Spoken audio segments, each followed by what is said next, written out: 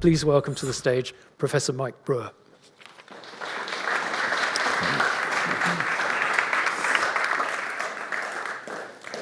Thank you very much, and thank you for coming. I work now for the Resolution Foundation, which is a London-based think tank devoted to increasing the living standards of low to middle income households. We think about all aspects of economic and social policy, and we like to say that we achieve social change by drawing charts in Excel, so you're going to get quite a few of them tonight, so be warned. I'm going to this is an outline of what we're going to talk about. I'm going to talk a little bit about different things that people might mean when they say the UK has high or rising inequality, because actually the story on income inequality is a bit less interesting than you might think. I'm going to argue that actually maybe rather than income inequality, we should think about wealth inequality. Then I'm going to show you that the key part of the lecture is going to be showing you and arguing that the boom in household wealth in the UK over the last 40 years has had very strong intergenerational impacts. So some generations have benefited much more than others. We're not going to. There is going to be quite a lot of boomer bashing, I'm afraid, and that's what I mean by intergenerational. So comparing people born in different decades, different parts of the 20th century. There's a little bit of hope at the end for the younger members of the audience. The story has changed very slightly in recent years, and then we'll end with a couple of slides on what can we learn from this government's actions, the current UK government's actions, and indeed, perhaps to forestall some of the questions, what might you do or what might you want to agitate and argue for if you are angry or upset at the scale of inequality I'm going to be showing you all. So that's the plan. As Martin said, yes, I wrote a short book at the end of the 2010s on inequality, mostly because during the 2010s it felt to me as an economist that people were talking about inequality far more than at least economists were when I studied economics in the 1990s. So in the 2010s we had organizations like the IMF, the OECD, we had the governor of the Bank of England at the time, we had President Obama, even the Pope, I think, at the point talking about how bad inequality was. And we also had The Economist, famously the free market magazine publishing cartoons about inequality. And here it is, I think, just lampooning one response to inequality. So some very rich people are agitated about the level of inequality, don't like the inequalities in society, but that's okay for them. They can just enrich themselves and distance themselves even further from the poor. So it felt to me that there was this really large increase in people and organizations who were concerned about inequality and talking about inequality. And that was a little bit of a puzzle because the key when people talk about inequality, they tend to talk about income inequality. And on the slide above, you can see the main measure of income inequality that we tend to use. It's called the Gini coefficient. I can't really explain what that is because it doesn't have much intuition behind it, but you take my word for it, it is the most commonly used measure of inequality, and it's a fairly boring story, right? So on the left-hand side of the chart, you can see, although the graph doesn't seem to change by very much, on the left-hand side of the chart, that change in the 1980s is very dramatic. So yes, the UK in the 1980s experienced lots of social and economic changes, which really did transform our society. And that's when inequality went up, from about 25% to about 35% on this measure. But since then, so since 1990, the level of income inequality in the UK just hasn't really changed. It's bobbled around a bit, a few rises, a few falls, but not really much going on.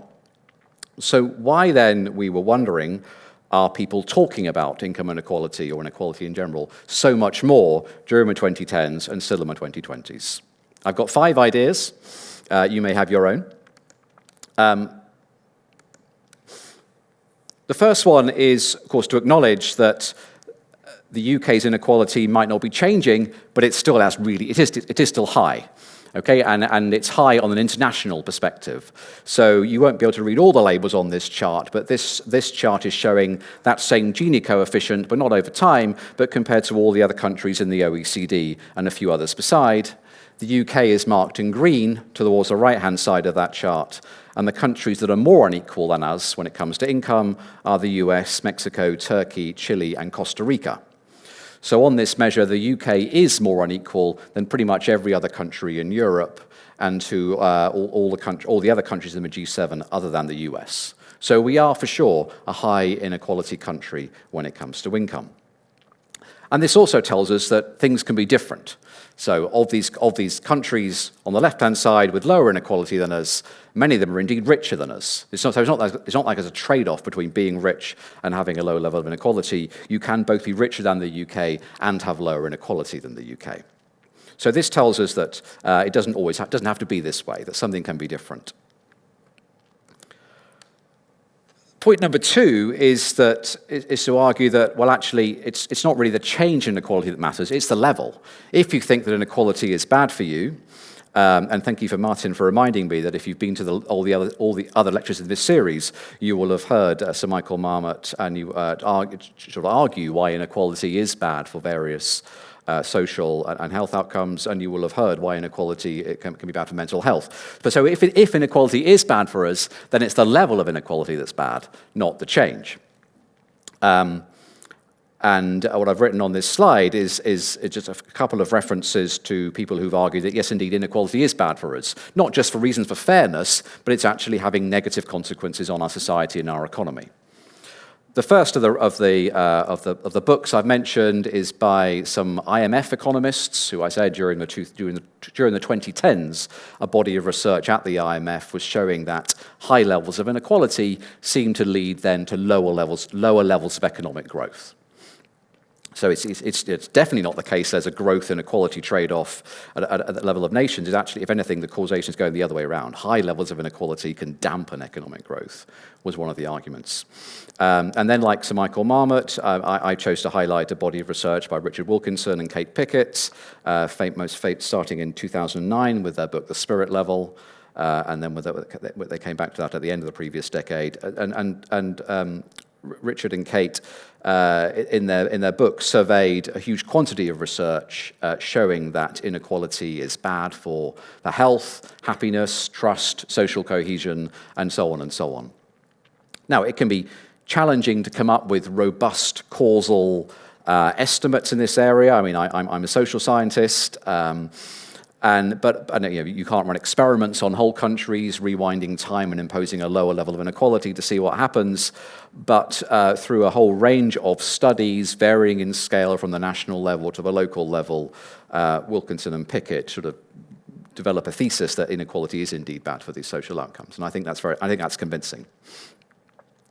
And then a third reason why you might to be concerned about high levels of inequality is that there seems to be a link between inequality and social mobility.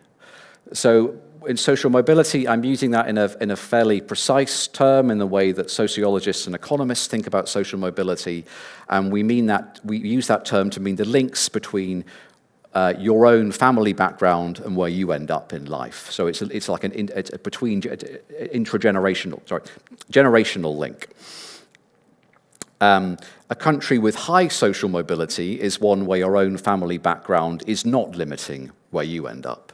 And a country with low social mobility is one where your parents' backgrounds and circumstances do affect where you end up. And it turns out that although we might think of the US as being the land of opportunity, where anyone can make it with a bit of hard work and graft, that's just not the case, right? If you want the land of opportunity, where family background doesn't play any role, plays much less role in where you end up, you have to look to the Scandinavian countries. The US is, in fact, one of the countries with the lowest rates of social mobility. Your family background is incredibly important to where you end up in the US, and it's a very high inequality country. So there are three reasons why you might think that inequality is bad for us, and for all of them, the point is it's not whether inequality is rising or falling that matters, it's just the level of inequality. So if you believe those arguments, then you're right to be concerned about the UK, because our level of inequality might not be rising, but it is still high.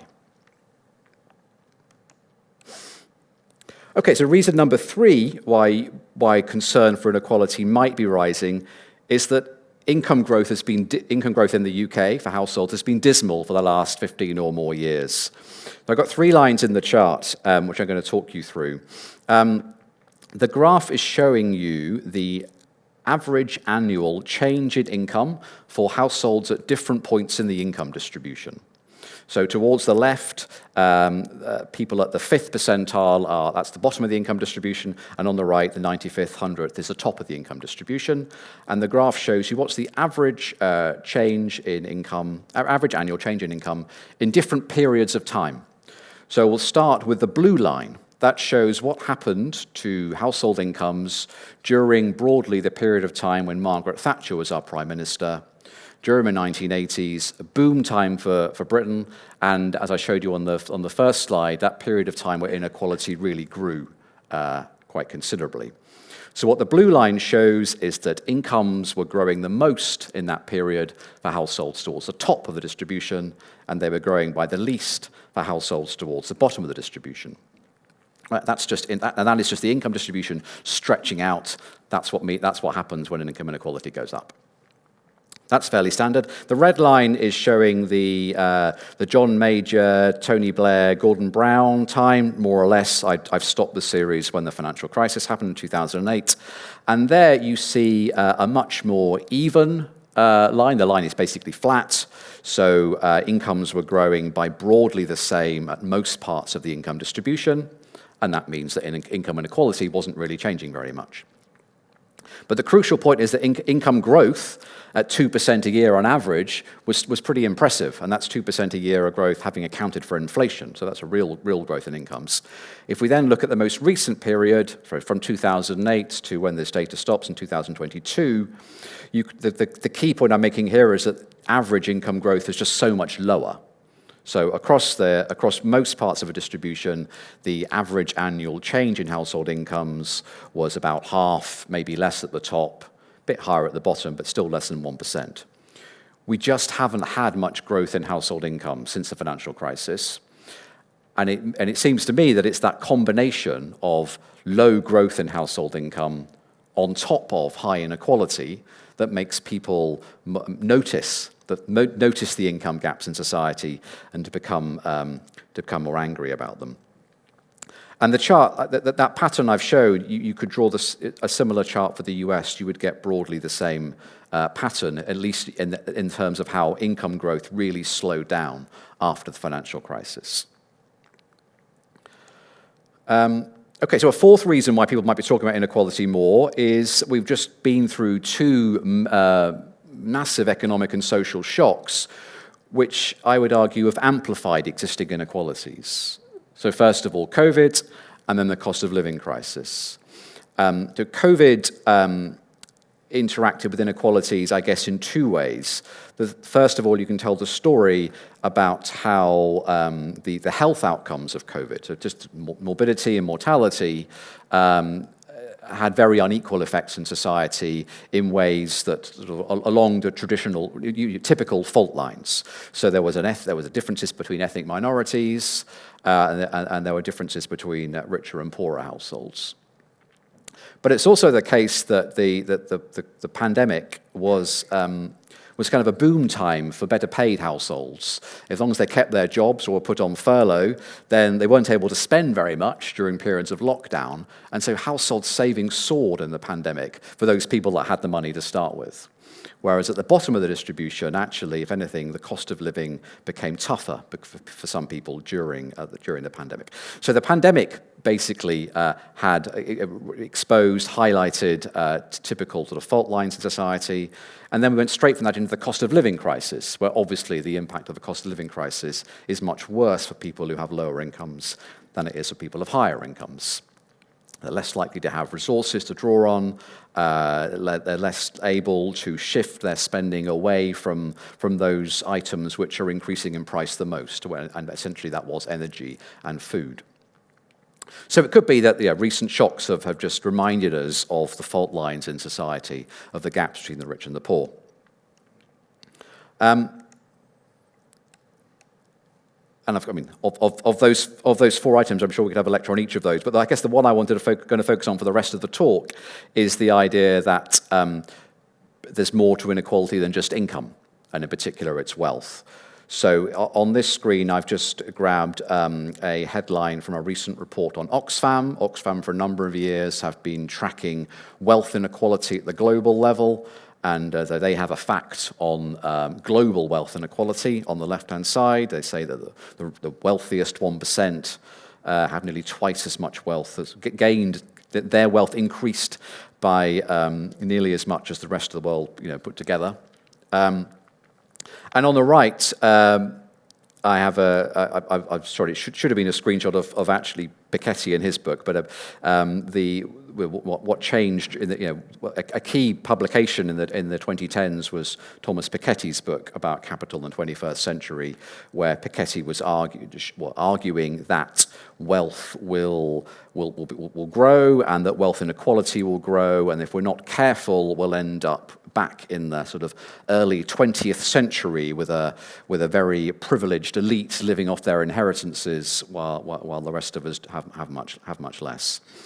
But anyway, whether or not Piketty's argument is true, he definitely did a great deal to highlight the importance of wealth and the importance of looking at wealth inequality as well as income inequality. And that's what we're going to do for the rest of today. So we'll start with a couple of facts on wealth inequality in the UK. So wealth is definitely more unequally distributed than is income in the UK. I'm going to switch the statistic I'm using, so we'll abandon the Gini coefficient, and here we'll show instead what are called top wealth shares or top income shares. So we're looking at how much wealth is owned by the wealthiest 10%, that's in red, how much wealth is owned by the wealthiest 1%, that's in blue, and how much wealth is owned by how much income goes to the top 1% of income. So lots of points on this graph, but the point I've just made is that wealth is more unequally distributed than is income. You can see that by comparing the dark blue and the light blue line. The wealthiest 1% have about a fifth of all wealth, which is more than do the people who have the top 1% of income when it comes to income. Their income share is about 10-15%. So wealth is more unequally distributed than income. You can also look at the chart and sort of be amazed at the numbers. So, just me saying it out loud, the wealthiest 1% have 1/5 of all wealth in the UK is probably a fact that may surprise, anger, or whatever some of you. So we should focus on that too. And then we should look at the long-term trend. And actually, if anything, well, not if anything, the long-term trend, the very long-term trend, is that there is now less wealth inequality than there used to be. And essentially the period after the Second World War, since the Second World War, wealth inequalities have been falling. If I was to extend the graph back even further, which is one of the things that Piketty did in his work, we could see that the start of the 20th century was incredibly unequal when it comes to wealth, right? With the aristocracy owning basically everything. So in the 20th century, the first 2/3 of the 20th century, we saw some sort of democratization of wealth. So these top wealth shares fell. And then from about 1980 onwards, there's not been much change in wealth inequality. It's kind of bottomed out. And as I was saying with income at the start, the income inequality story looks a bit boring because income inequality hasn't changed since 1990 when measured by the Gini coefficient. Some people also put this graph up and say, well, doesn't this show that wealth inequality also isn't getting any worse? And yes, it's certainly true that these top wealth shares have not changed very much since the 1980s. But differently from income, something else has happened to wealth over the last 40 years. And that is that there's so much more household wealth, right? So in the last 40 years, the amount of wealth owned by UK households has boomed. So I'm going to measure that on this chart. We're measuring that by looking at the total stock of household wealth, how much stuff do households own, and expressing that as a ratio of national income. And in the 1960s and 70s, that ratio was about 3. Household wealth was about 3 times as high as total national income. It's now, or just before the pandemic, when this data stops, it was about 7. And it is that rise in the amount of wealth in the economy that is behind the social and economic changes I'm going to tell you about. Not that it's become more unequal between rich and poor, but just that there's so much more of it.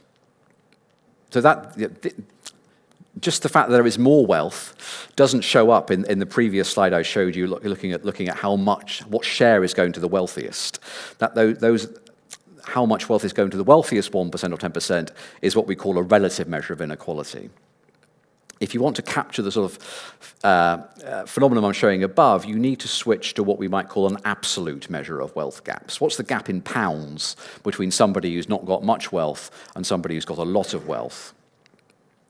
And on the next chart, what we've done is it's a complicated calculation, so I'll try and describe it and then show you it. Is we look at the amount of wealth held by somebody in the middle of the wealth distribution.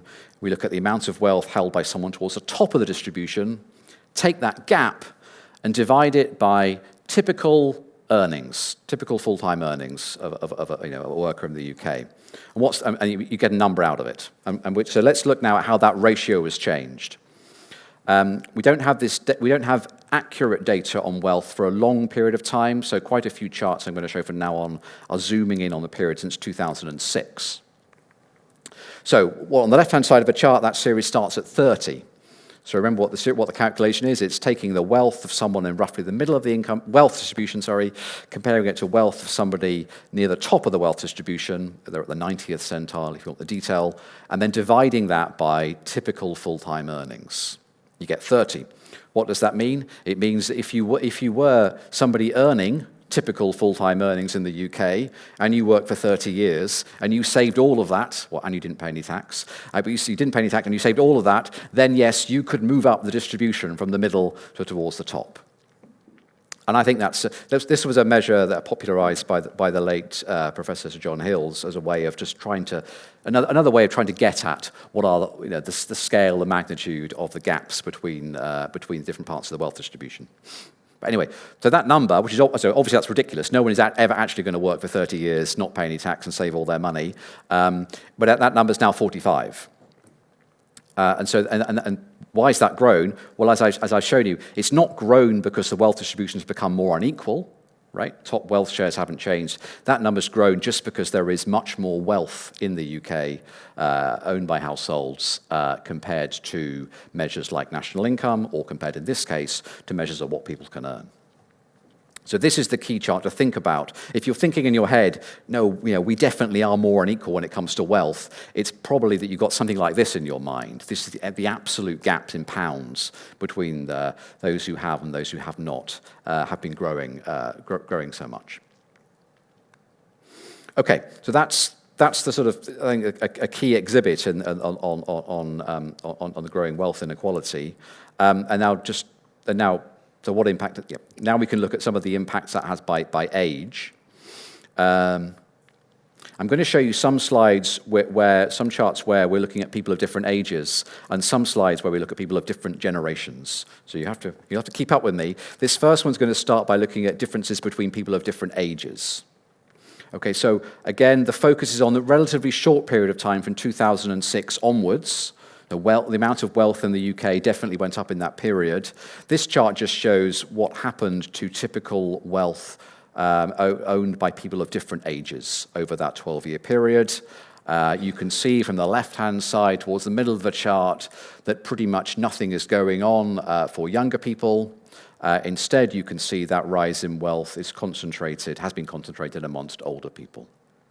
So we're not tracking particular people. We're comparing, say, 60-year-olds in 2006 with different 60-year-olds 12 years later. But the point is very clear that the increase in wealth during the late 2000s and 2010s was going to older people. Another way of making the same point is to look at total household wealth in the UK and how it's split between people of different ages. So we would make take the same 2 years as before, 2006 and 2018, and do the comparison. You can see, I think, if you just sort of eyeball the chart, don't focus too closely on the figures, you can see that the weight of the chart is going towards the right. Right, the red bars are higher towards the right than the blue bars. That's saying that older people have now own a higher share of wealth than they do in 2006. In fact, it happens that in the red bars, it's people aged 60 and over now own just over half of all UK household wealth. Sorry, I talked quite a bit about total UK household wealth without giving you much feel of what it actually is. Again, this is the same 12-year period. We can break down total household wealth into 4 categories. So at the top, we have physical wealth. That's just the physical stuff that you might have in your home, your car, your furniture, your jewelry, your expensive artworks, and so on and so on. That's stuff that you can buy and sell. Physical wealth. Green is pension wealth. So this might be money that you have saved into your pension, but you haven't yet retired, or this might be the fact that your company is promising to give you a pension when you retire, if you're a civil servant or someone lucky enough to have a defined benefit pension. Or it might be a pension fund that you're drawing down if you are in retirement. Red is other forms of financial wealth, money in the bank, stocks and shares, any other kind of financial instrument. And blue is housing wealth, net property wealth. So the value of your house that you own less any mortgage. Add all that up together and you get just over £18 trillion. That is what UK households own. And you can see that the largest single category does come in pension wealth. So that's what I mean when I'm talking about UK household wealth. And this graph is also the reminder that even in the last 12 years, we've seen an increase there. So before I go on to talk about particularly the intergenerational story, just got a couple more slides, perhaps exploring why different components of wealth have increased over recent decades. First of all, why is there more pension wealth in the UK than there used to be? Well, here some of this is actually due to government reforms and government changes, and in particular, this chart shows. Just focus on the black line. The black line is showing what fraction of workers are contributing to a pension, and for most of the 1990s and 2000s, it was about a half. But then in the early 2010s, the UK government introduced a reform which essentially, which we call it auto-enrolment, but it changed the presumption to one where workers are contributing to a pension, and it required employers to also put some money into their workers' pension, and there was a bit of tax relief too. And that reform, as you can see from how the black line has gone up, really did make a big difference to what fraction of UK workers are now contributing to their own pension. We've gone from about 50% in the early 2010s to nearly 80%. 80% now. So it is indeed the case that quite recently, UK workers have started saving more for their pension. That's not the only explanation. It is also the case that pension wealth has gone up in ways that have benefited those with large pension pots to start with, but there has also been some spreading out of pension wealth across workers. So that's the pension story. But I think much more interesting and much more relevant for this intergenerational story I want to tell in a minute is what's happened to house prices. So the blue line against the left-hand axis is the average house price, but I've adjusted for inflation. So what that means, average house prices now are about £300,000. That's the blue line on the right-hand side. If we and you can see that, but they're much higher than they used to be, even having adjusted for inflation. And in particular, the boom time for house prices in the UK was the late 1980s, the 1990s, and the 2000s.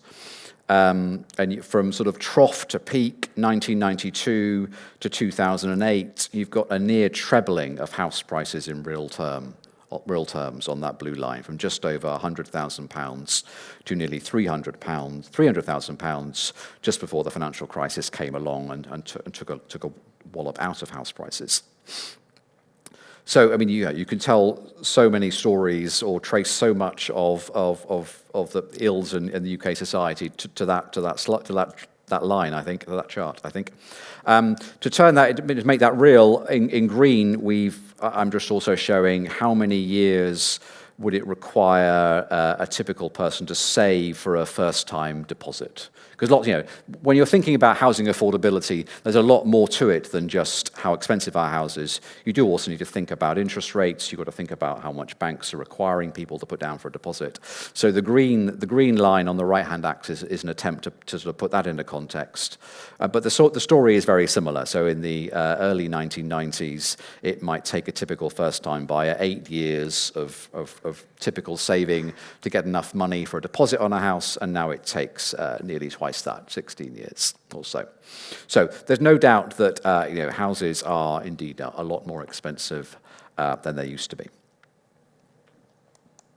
And then what I'm now going to show you is what impact that has had. Well, not just the change in house prices, but also the change in other forms of household wealth. What impact they have had on different generations. And I've got several charts trying to show the same phenomenon in different ways, all drawn in different ways. You might find some of them easier to understand than others, or find your own favorite fact. But let's start with housing. So if house prices go up, that's obviously fantastic if you own a house, and much less fantastic if you don't own a house. And that's particularly going to hurt younger people. So the chart shows what fraction of people owned a house in their early 30s. And on the x-axis, it's showing you sort of what year we're measuring this. So in 2021, the right-hand side, if we look at people who were in their early 30s in 2021, about 45% owned a house.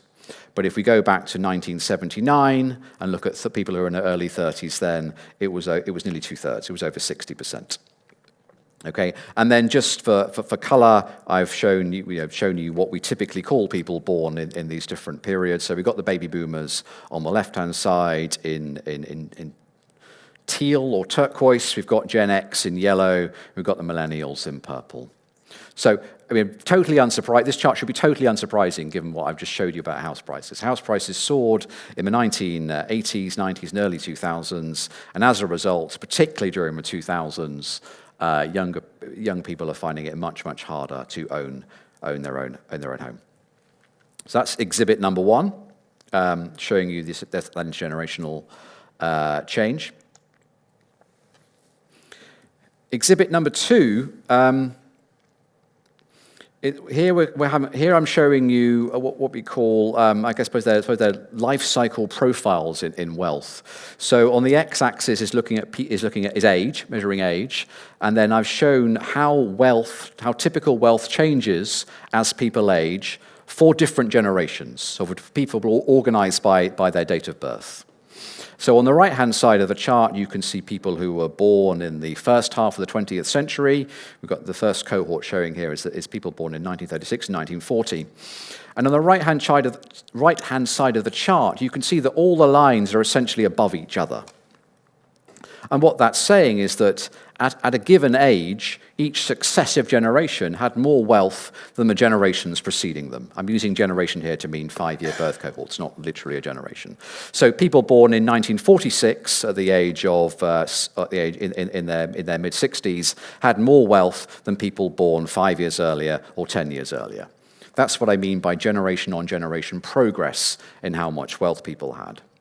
So that pattern's very, very clear, I think you'd argue, for the people born in the 1930s, 1940s, 1950s, and maybe the early 1960s. And then it sort of stops. So all the lines for the generations from 1960 coincide with each other. So people are following the same trajectory. Of course, people are still getting wealthier as they get older, but they're not any wealthier than were their predecessors. So what we say is that cohort-on-cohort progress stopped when it came to thinking about wealth, approximately for people born in 1960.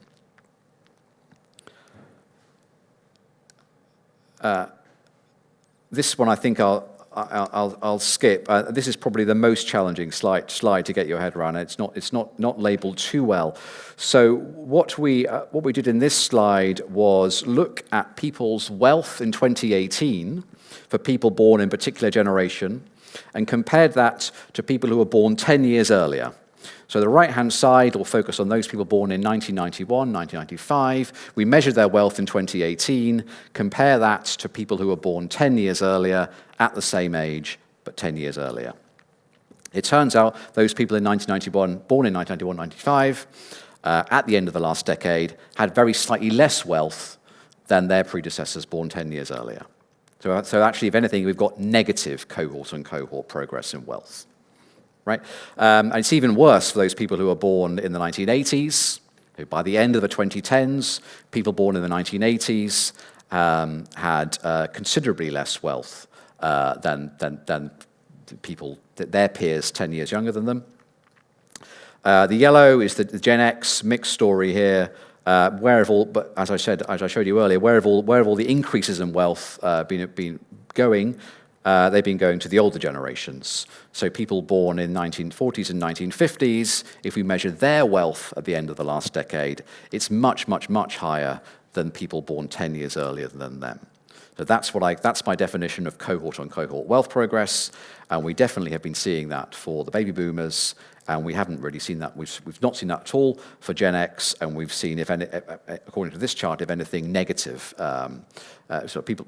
Wealth on wealth, cohort-on-cohort progress in wealth is falling back for millennials, and I think that is a really big wealth inequality story. Maybe not a change in the difference between the wealthiest and the less wealthy, but a change in how the wealth is shared out between people of different generations.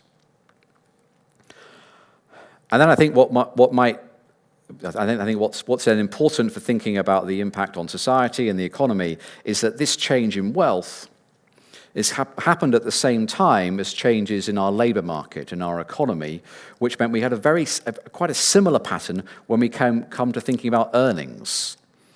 So I'm going to draw here we're going to look at the same kind of chart where we're tracking how things change by age for people in different birth cohorts, but we're showing typical hourly wages on the axis. So again, if you go to the right-hand side of the chart, lots of things going on. One thing going on is that as people get older, they tend to get paid more. That's normal, and that has stayed stable over time.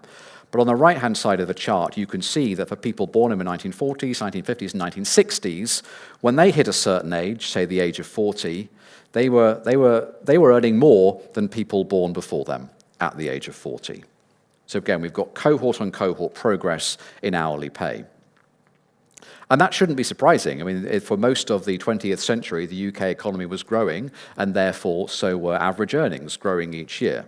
And as a result, you get cohort-on-cohort progress, with each cohort earning more through their life cycle than previous cohorts. But that came to an end as well.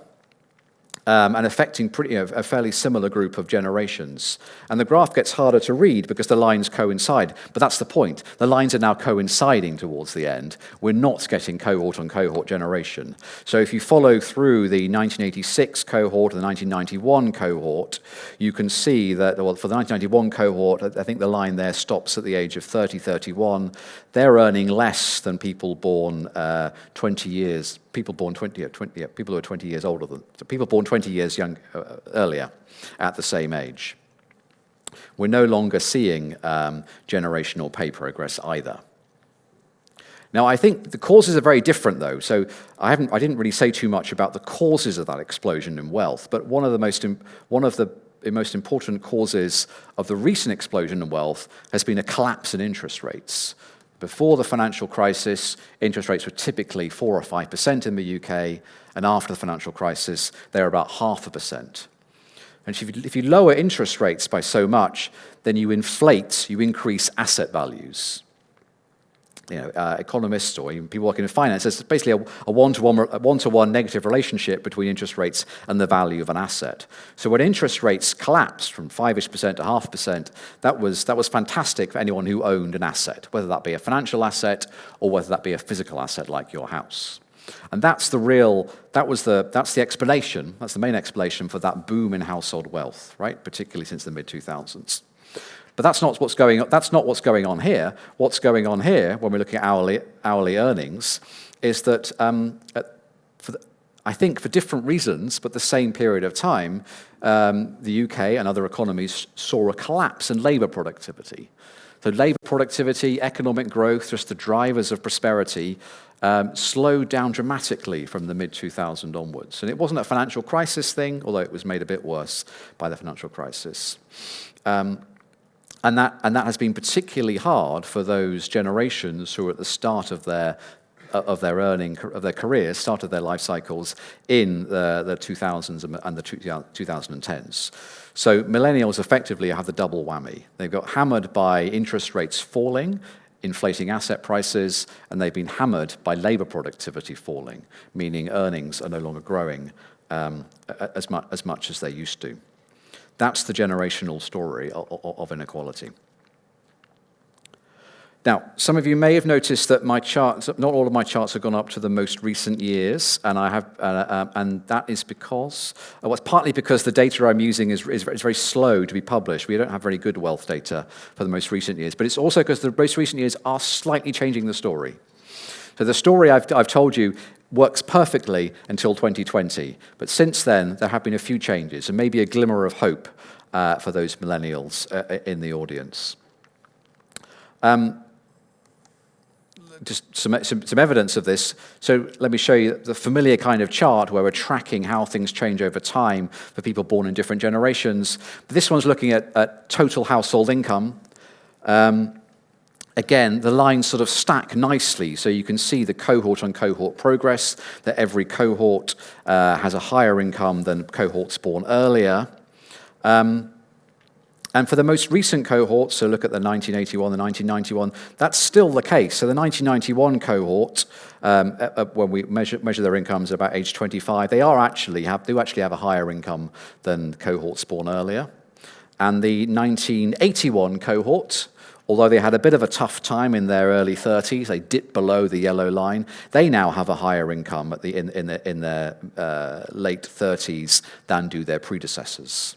Right, and that's what I mean by cohort-on-cohort progress. So it looks like incomes are turning up, a bit better for the most recent generations. And it's also the case that the story on home ownership is just beginning to turn the corner. So this chart shows the fraction of people who own their home by age for those different generations again. Right, and as I showed you earlier, home ownership rates have definitely fallen. Right, I showed you earlier that millennials aged 30 were much less likely to own their own home than previous generations in their early 30s, and that's definitely the case. This graph also shows that a really big gap between the two reddish brownish lines at the bottom and everybody else. But it seems to be the case that younger millennials have actually, if anything, overtaken older millennials. So the early 1990s cohort are now very slightly more likely to be homeowners in their late 20s than were the 1980s cohort. And the 1980s cohort is nearly caught up with the 1970s cohort. There was a little bit of change in the story in the most recent years. And in particular, so this has been going on, I think, for about the last 4 or 5 years. Even more recently, in the cost of living crisis, I talked about how interest rates have been very, very low since the financial crisis. Interest rates now, of course, not very, very low. During the cost of living crisis, banks all over the world put interest rates back up again. So we're now back to 4 or 5% interest rates. And that is having exactly the opposite effect on asset prices, as we saw in the financial crisis. So interest rates fall, asset prices go up. When interest rates go up, asset prices fall.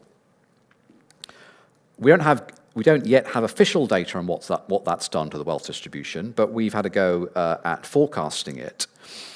So if you remember that chart I showed you earlier, looking at the total household wealth compared to national income, and I said that was about 3 in the 1960s and 70s. It rose to about 7 on actual data. We think it went even higher during the pandemic to about 8.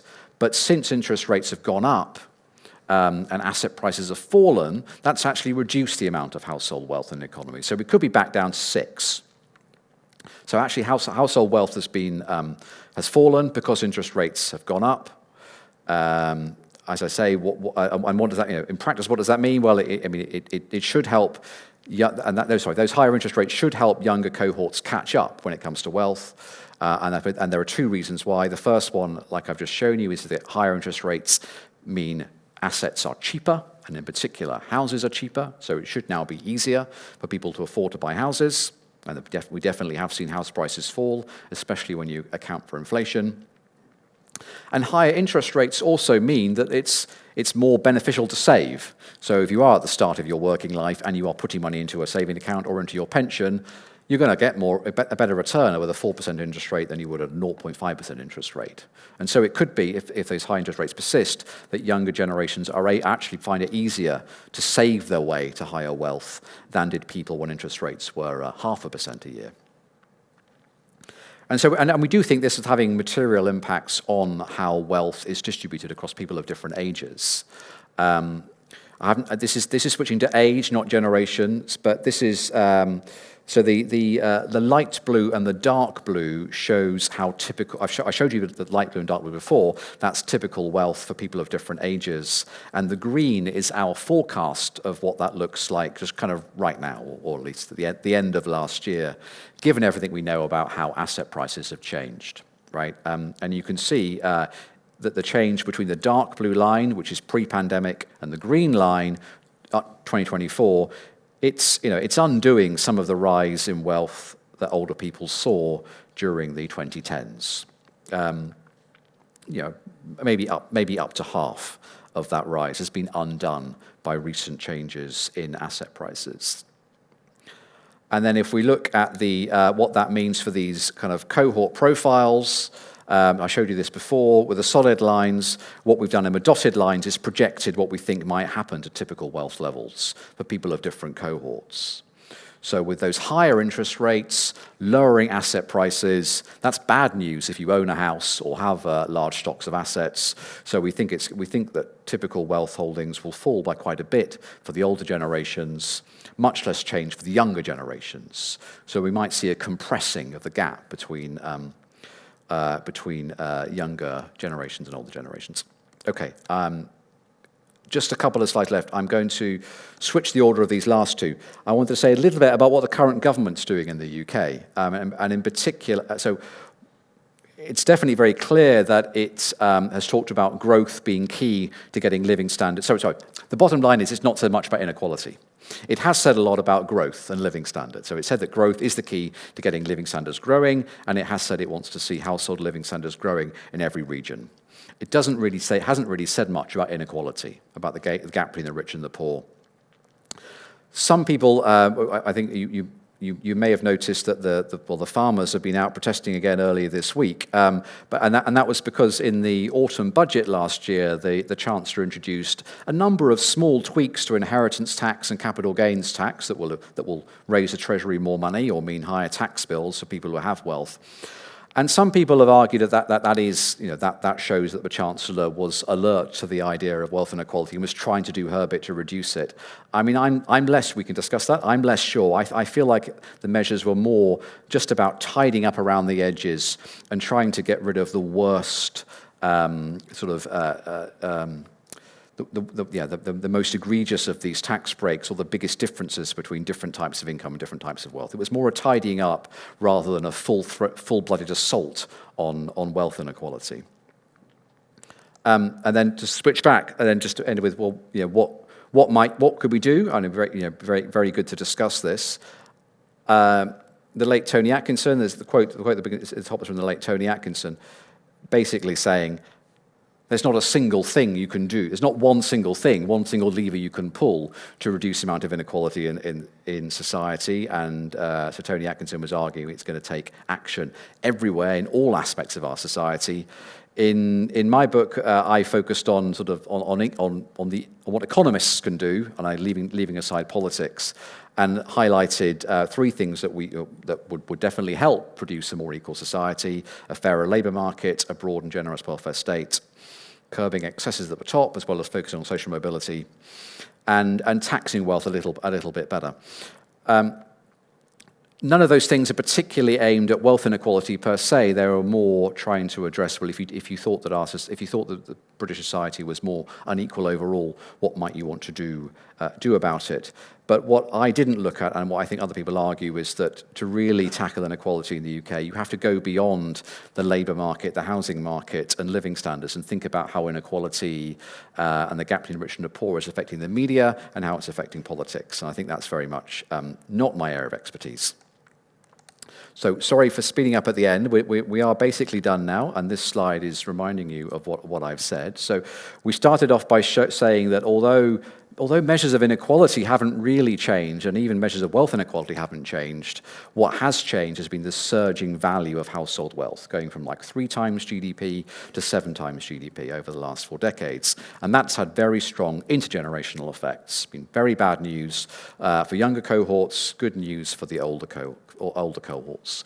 And that's happened at the same time as same people have been hammered by a slowing down in the economy and the labour market, which means they've seen lower wages as well as finding it harder to accumulate assets. Although ending at the end with a little bit of good news, maybe the story is slightly changing with a tiny bit of catch-up from millennials, but there's still very much a long way to go. I'll end it there.